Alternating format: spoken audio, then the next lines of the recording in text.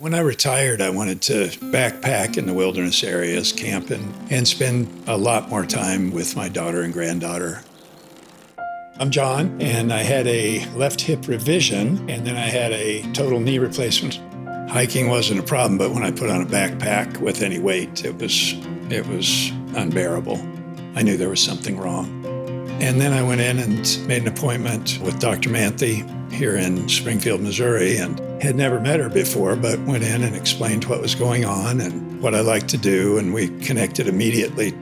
When I first met him is when we were working on his hip, and he had previously had a hip surgery and it wasn't doing well. It was hurting him. He wasn't able to do what he wanted to do. I felt listened to and I felt seen, and she asked me what I wanted to do after the knee surgery, and I said I'd like to hike the Pacific Crest Trail, and she's like, right on.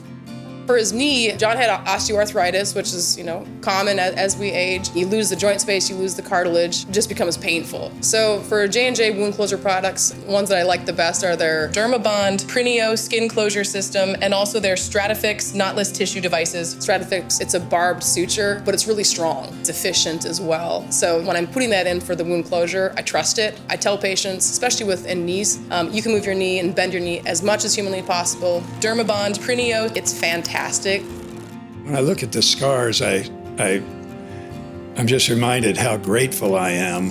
Got full function of both the hip and the knee, and maybe even better than ever. The goals that I'm chasing now, the next most immediate one is to go west and do some wilderness backpacking and get way off the grid.